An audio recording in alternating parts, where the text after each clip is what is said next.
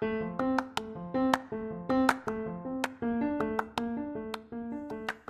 you, welcome to Sacrilegious Discourse. I'm husband. I'm wife. And together we're reading the Bible.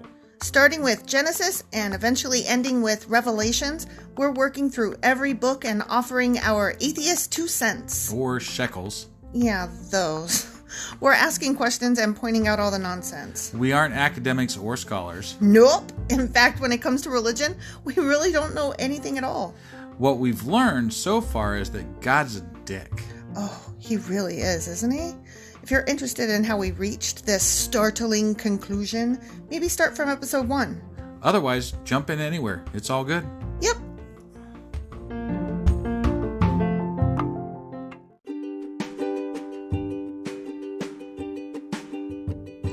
Hey wife, we just got a new sponsor. It's Anchor. They must think we're doing something right because they picked us back up. That's amazing. Want to hear something even more amazing? Yeah? I actually know what they are. You are full of shit. I'm calling your bluff. Tell me about Anchor. Okay, so Anchor by Spotify is the easiest way to make a podcast with everything you need all in one place. I'm actually surprised you knew that, but did you also know that Anchor has tools that allow you to record and edit your podcast right from your phone or computer? Yes, because I see you do that on your phone all the time and it looks pretty simple. It really is, and when hosting on Anchor, you can distribute your podcast on listening platforms like Spotify and Apple Podcasts. But I use CastBox. Yeah, darling, I know you like CastBox. It gets distributed there too, and lots of other platforms as well.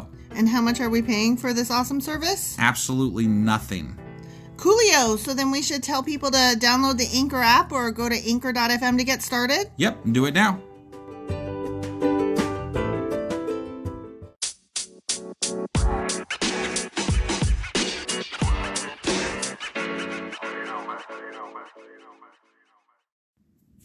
Husband. Yeah, wife. Do you remember what we talked about last time? Still seems like Moses. It was Moses. Awesome. It was about manna from heaven. That's right. And then there was a reference to it, like in some show we were watching the last day or two. What? Yeah, there was a reference to manna from heaven. I don't even recall that a bit, but it's a fairly common phrase. I know, but it was just weird because we had just talked about it or something, so. Are you sure I was watching it with you? Because I have no memory. Yeah, I actually looked at you to see if it registered with you, and it didn't. It clearly didn't. Yeah. Because it's such a common phrase. Right. Oh, we were watching Supernatural, and it was in Supernatural. Oh, that makes sense. Yeah. That's a show about weird things. Yeah. Yeah. Right. So they were doing manna from heaven, and they had like measurements of exact how much they were supposed to fill for their household. And, right. Do not do this and do this, but don't do that. Yeah, and always avoid yeast. Yeah, yeast is just not cool. Yeah. During 7 days or 6 days or something, I don't know. Yeah, and then like on the Friday they have to like gather so much right quick to see through the weekend. So they have 2 days, yeah. Yeah, because they can't gather on Saturday. Right. Sunday, I thought. Whatever the fucking... What is it? The day of the Sabbath. Isn't that Sunday? Whatever that day is. I don't care. I'd have to care more. Okay. Their one weekend day. The Sabbath. Got it. Sabado. So, what are we going over today? We are about to do Exodus chapters 17 and 18. All right. Well, let's go find out what's going on. Maybe the manna will like poison them and they'll all die. Nah, I mean, anything's possible. It's just as likely as not. Right.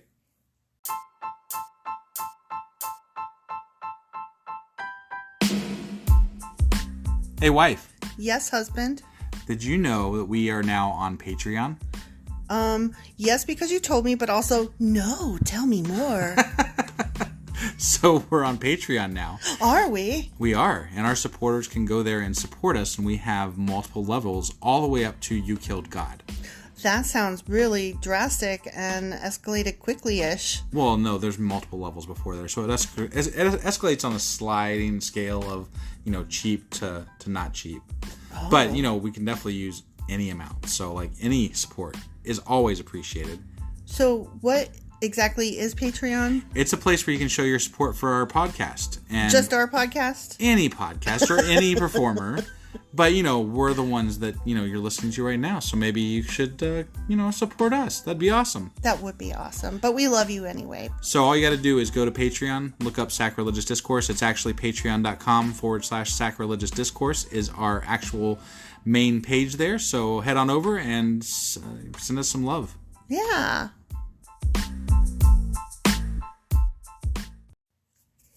Okay. Exodus chapter 17. Water from the rock. 17 is my lucky number, right?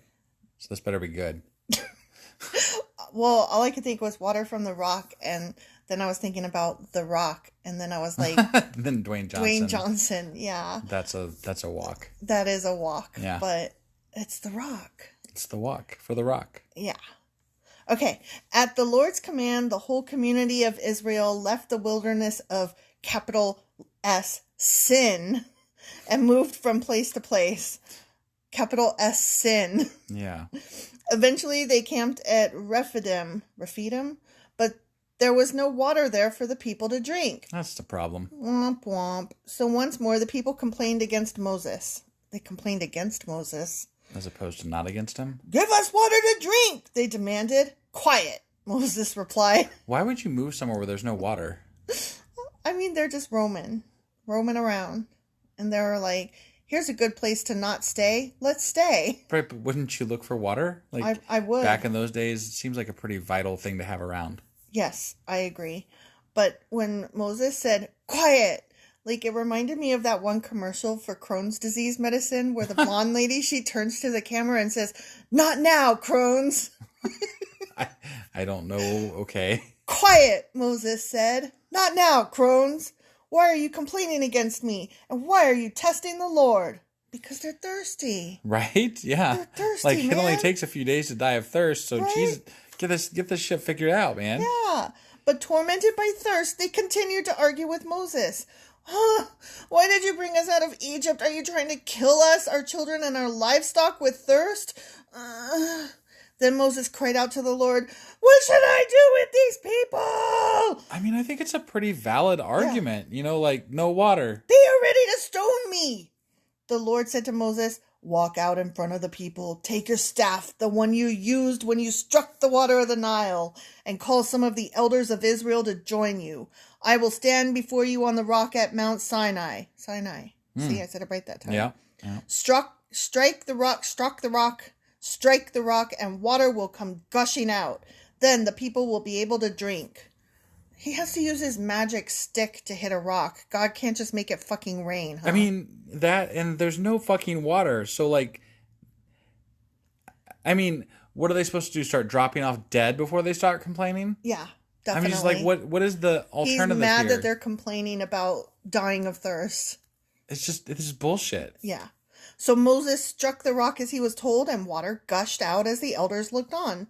Moses named the place Massa, which means test, and Meribah, which means arguing, because the people of Israel argued with Moses and tested the Lord by saying, is the Lord here with us or not? So is it called Massa or Meribah, or is it called Massa Meribah? Massa Meribah, like argue test. I guess. Okay. Crybaby whiners who are upset that they're dying of thirst. That's what it's called. God. The war with Amalek. While the people of Israel were still at Rephidim, the warriors of Amalek attacked them. Moses commanded Joshua, choose some men to go out and fight the army of Amalek for us. Tomorrow I will stand at the top of the hill, holding the staff of God in my hand. So Joshua did what Moses had commanded and fought the army of Amalek. The end. Just kidding. Meanwhile, Moses, Aaron, and Hur. That was in another part of the Bible, wasn't it? Yeah. Climbed to the top of a nearby hill. As long as Moses held up the staff in his hand, the Israelites had the advantage. Oh, that's lucky. But whenever he dropped his hand, the Amalekites gained the advantage. Why would he drop his hand then? Moses' arms soon became so tired he could no longer hold them up. So Aaron and Hur found a stone for him to sit on. Then they stood on each side of Moses, holding up his hands. So his hands held steady until sunset. As a result, Joshua overwhelmed the army of Amalek in battle. That is magic. But you have God on your side, right? He just crushed an entire Egyptian army underneath the sea. Yeah. And now Moses has to stand on a hill with his fucking hand up for hours, all day. Yeah. So that they can win a battle. Yeah. This sounds like bullshit to me. This sounds like torture. And meanwhile, they may be winning, but people are fucking dying. Right. And these are, God's supporters and God's chosen people. Right. And he's letting them die. When he could just end it with no deaths. Or involved. they could even just show the mighty power of God and convert them probably. Oh, if he wanted to. Yeah. Yeah. I'm just saying. True. Well, I wonder why he didn't want those people. What was wrong with them? Maybe they liked to die of thirst. Maybe they weren't such whiners about dying of thirst. Right. Yeah. I don't know. How did they live there without water? Why were they there? Well, they were invading, so they probably live where there is water. Because they're smart. How far away could it be then? And why didn't Moses just take his people there? I don't know. See, this whole thing doesn't make sense. But winning the battle should not be determined upon how long you can hold your fucking hand up. That's hilarious. After the victory, the Lord instructed Moses, write this down on a scroll as a permanent reminder and read it aloud to Joshua. I will erase the memory of Amalek from under heaven. Well, but you didn't erase the memory of it because you wrote it on a script. Right. And then it's now in the Bible. Why are we erasing it? Apparently, they were really bad because they went up against Moses. I don't know why. Okay. Those details are left out, but we're supposed to hate them, apparently. Okay. Moses built an altar there and named it Yahweh Nisi, which means the Lord is my banner. Okay. He said, they have raised their fist against the Lord's throne. No, I don't think they raised their fists against the Lord's throne. I think they raised their fists against people on their land. Right? Yeah, these people walk into people's land and they're like, we're here. And then they expect to be, what? Welcomed? Yeah, welcomed with open arms. Obviously, there's not much water, so, get the fuck away and go find something else, right? Dudes. They probably had, no trespassing signs up on their land, and then Moses took his people anyway, and then the people were like, dudes, there's not enough water, get gone. And then Moses was probably like, no, we want your land and your water, and we have the Lord on our side, and they were probably like, magic, whatever. And then he was like, look, I can raise my stick in the air. And then the guys were probably like, okay, so right. And so then they attacked them. And then Moses was like, womp womp, you're dead. Only it took all day. Yeah. Yeah. So I don't know. I feel sorry for the Amalekites or whatever the fuck they're called. Whatever. You know why? Because I don't know their side of the story. And I was taught that everybody has two sides of a story. Right. And I don't know their side. Exactly. Anyway, Moses said, they have raised their fist against the Lord's throne, so now the Lord will be at war with Amalek's generation after generation. The end.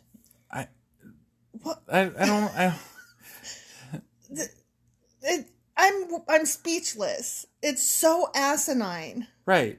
They fought us, therefore they're eternal enemies of God. Yeah. Of a God. Because there are gods, according to the Bible. Right. So there's multiple gods, and they're eternal enemies now for fighting them, even though we fought back and we won. Right. But let me ask you this, this doesn't even mention, did those people even know that they were on God, the Lord Yahweh's side? I don't know, but they sure, God's side sure seems like a bunch of sore winners. Sore winners, assholes, thieves, marauders. Yeah. They're horrendous. And also they're whiny because they don't like dying of thirst. And they were in somebody else's land. I know. Guys, it's not cool. This is not how you behave. This is not what we teach kids to do when they are children. Jesus can't come soon enough. And on that note. Yeah, let's go on to the next chapter. All right. All right.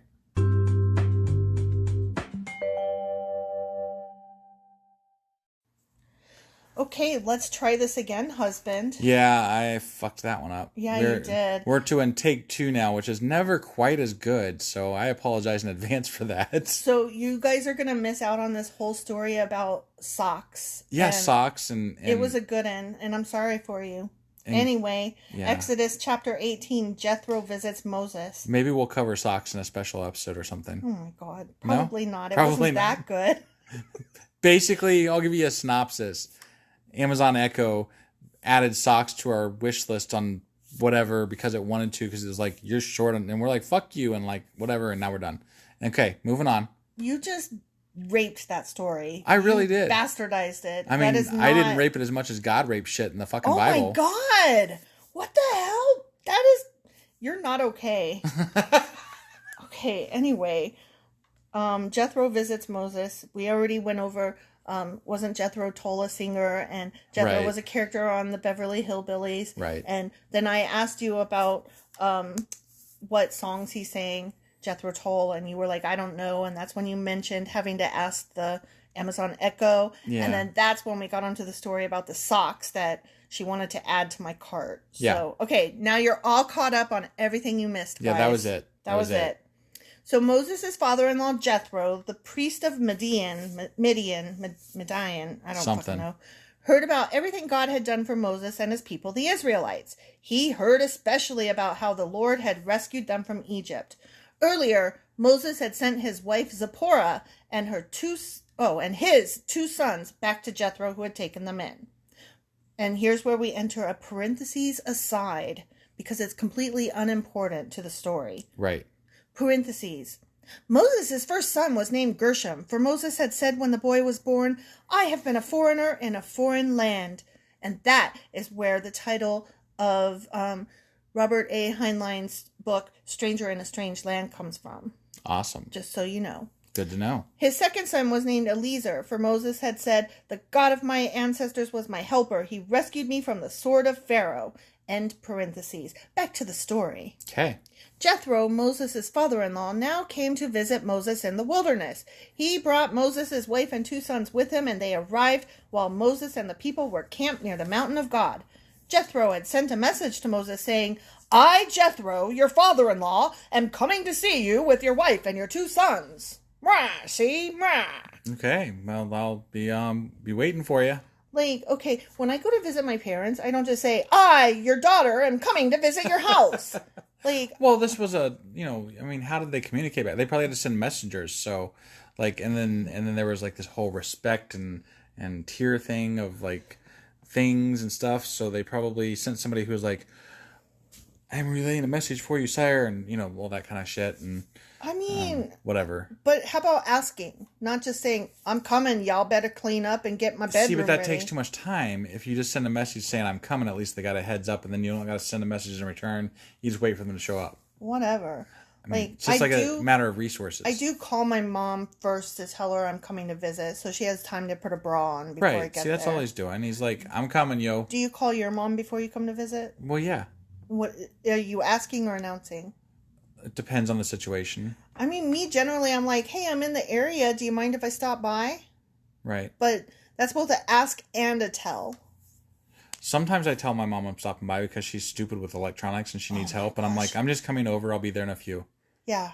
So. She needs lots of help with apps on her phone. Yeah. Yeah. Boomers. Right. What are you going to do? Yeah. So Moses went out to meet his father-in-law. He bowed low and kissed him. They asked about each other's welfare and then went into Moses' tent. Moses told his father-in-law everything the Lord had done to Pharaoh in Egypt on behalf of Israel. He also told about all the hardships they had experienced along the way. Things like how they were going to die of thirst. Right. And how the Lord had rescued his people from all their troubles. Jethro was delighted when he heard about all the good things the Lord had done for Israel as he rescued them from the hand of the Egyptians.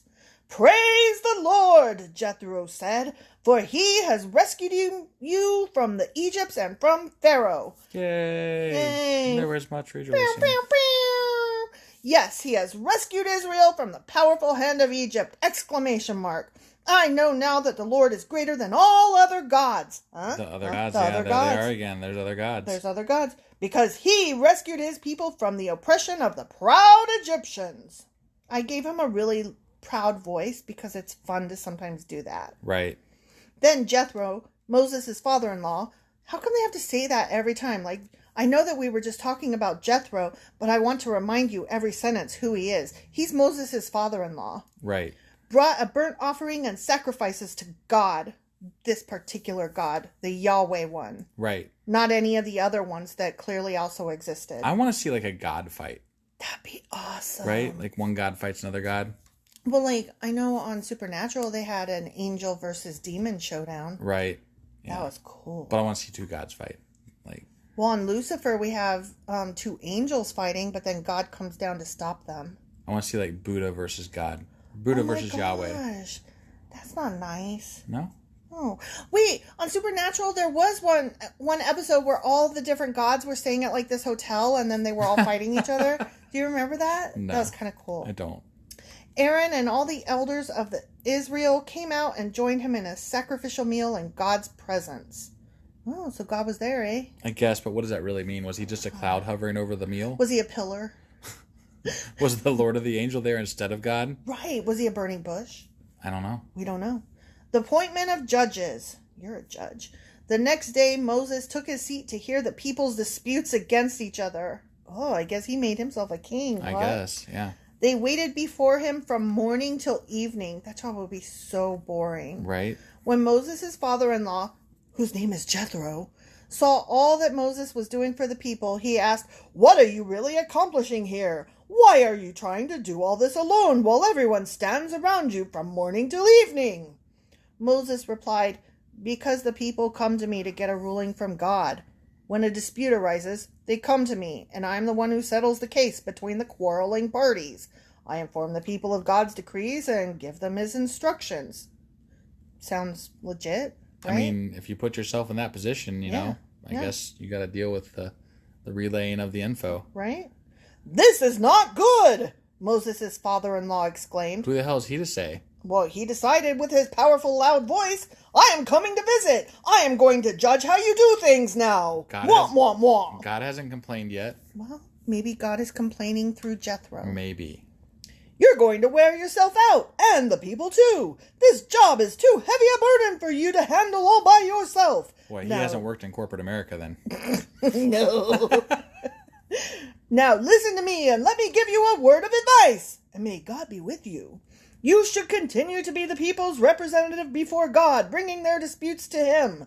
Teach them God's decrees and give them his instructions. Show them how to conduct their lives. But select from all the people some capable, honest men who fear God and hate bribes." Ah, it's delegation. Yeah, delegation. But how do you know ahead of time who hates bribes? Do you just hope that you seem like a really nice guy. I'm going to trust you. Maybe his rod will tell him. Like, he just holds it over their head. Okay, you're good. What if his rod is his penis and then he has to hold his penis? We covered that in another episode. I don't know. And whatever. It didn't go well. It's not. Okay, it doesn't work. No. My bad. "Appoint them as leaders over groups of 1,000. Wait, what? Hold on. Appoint them as leaders over groups of 1,150 and 10. They should always be available to solve the people's common disputes." Where the fuck did they get that number from? I don't know. Jethro pulled that out of his ass. "But have them bring the major cases to you. Let the leaders decide the smaller matters themselves. They will help you carry the load, making the task easier for you. If you follow this advice, and if God commands you to do so, then you will be able to endure the pressures, and all these people will go home in peace." So let me get this straight. Some crazy magic dude is setting up a government, basically. Yeah. Okay. Well, but I think that there is a downfall to this. Before, he was hearing both small and silly cases as well as important, big, hard cases. Now, he's only going to be hearing the worst of the worst. Right. With no respite in between. Yeah, and he won't really know what's going on with the common man. Right. So I don't know that being at the top and letting other people handle the minutia is the best. Yeah. But, having said that, Moses listened to his father-in-law's advice and followed his suggestions. He chose capable men from all over Israel and appointed them as leaders over the people. He put them in charge of groups of 1,150 and 10. These men were always available to solve the people's common disputes. They brought the major cases to Moses, but they took care of the smaller matters themselves. Soon after this, Moses said goodbye to his father-in-law, who returned to his own land. The end. It was a good thing Jethro came to set up a government, huh? I am so glad we had Jethro around to take care of things. I mean, what would Moses do without Jethro coming in and stirring up shit? Hey, thanks, Pops. Yo, see ya. Right? Hey, honey, when's your dad leaving? Can it be tomorrow? I hate him. I mean, right? Yeah, no, he sounded like a know-it-all. I mean, Moses just split a fucking sea, crushed armies. Yeah, and, like, don't mind me, but and Jethro's okay. like, dude, you need to delegate more. Yeah. And he's like, you're right. And right? so he does. And at the end... Yeah, I wonder how God feels about it, though. Right? Like, maybe God wants him to do all this shit. Everything, yeah. He never said anything about that one way or the other. Yeah. I don't know. The whole thing is a little questionable, if you ask me. Yep. Well, that's it for this week. That's it for this week. So join us next week when we go over... Exodus chapters 19 and 20. There you go. Glad she looked it up. Yep. All right, see you guys. Bye.